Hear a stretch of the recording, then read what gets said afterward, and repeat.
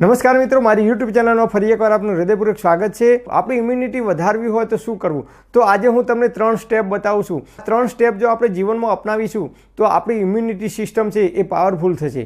તો step number 1, immunity system powerful કરવી હોય તો એના માટે મોટામાં મોટું બ્રહ્માસ્ત્ર છે તો એ છે ઉપવાસ। તો ઉપવાસ શબ્દ આવે એટલે આપણને એમ થાય કે ભાઈ આપણે ઉપવાસ કરવાનો, ભૂખ્યા રહેવાનું। ના, ભૂખ્યા નહીં રહેવાનું, પણ કેવી રીતે ઉપવાસ કરવો એ શાસ્ત્રમાં જે બતાવ્યું છે એ હું આજે તમને બતાવું છું।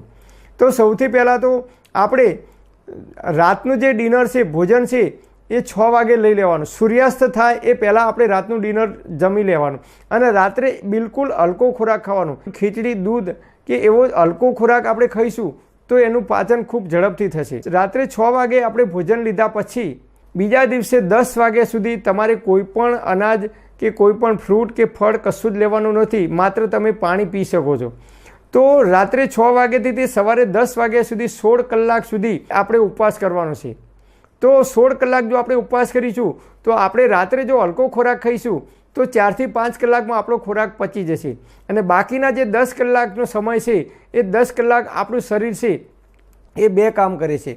એક, ખોરાકને પચાવવાનું કામ કરે છે અને બીજું, શરીરની અંદર જે ટોક્સિન છે એટલે કે વધારાનો જે કચરો છે, જે વધારાના કીટાણુ છે એને મારી નાખવાનો, એને બહાર કાઢવાનો પ્રયત્ન કરે છે, એને બહાર કાઢવાનું કામ કરે છે। અને સવારે 10 વાગ્યા પછી તમારે માત્ર ને માત્ર કોઈ પણ લીલા શાકભાજીનો જ્યુસ તમે પી શકો છો, પરંતુ તમારે ચા, કોફી, રોટલો, રોટલી, ભાખરી કે કોઈ પણ પ્રકારનો તીખો તળેલો કે કોઈ જંક ફૂડનો ઉપયોગ કરવાનો નથી, કે કોઈ પણ ફ્રૂટ કે કોઈ પણ ફળનો પણ જ્યુસ પીવાનો નથી, કે કોઈ પણ સૂપ પણ પીવાનો નથી, માત્ર લીલા શાકભાજીનો તમે જ્યુસ પી શકો છો।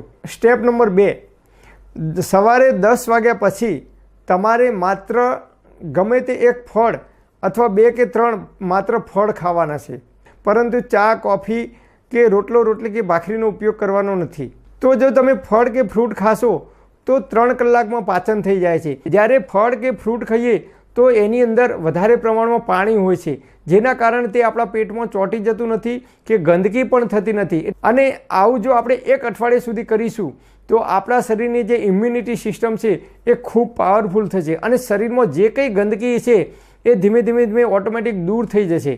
તમે 1 અઠવાડિયા સુધી આવો પ્રયોગ કરશો તો તમારું માઇન્ડ પાવરફુલ રહેશે, કબજિયાત નહીં રહે, એસિડિટી છે તો એ પણ દૂર થઈ જશે અને તમારા શરીરમાં કોઈ પણ પ્રકારનો દુખાવો છે તો એ પણ દુખાવો ધીમે ધીમે ઓછો થઈ જશે।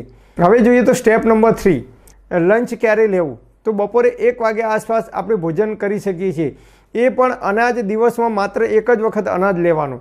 તમને વધારે ભૂખ લાગે તો સવારે 8 વાગે તમે નારિયેળ પાણી કે કોઈ પણ લીલી શાકભાજીનો જ્યુસ પી શકો છો। 10 વાગે તમે કોઈ પણ ફળ લેવાનું, 1 કે 2 કે 3 કોઈ પણ ફળ ખાવાનું છે, પણ અનાજ લેવાનું નથી કે ચા, નાસ્તો, કોફી લેવાનું નથી।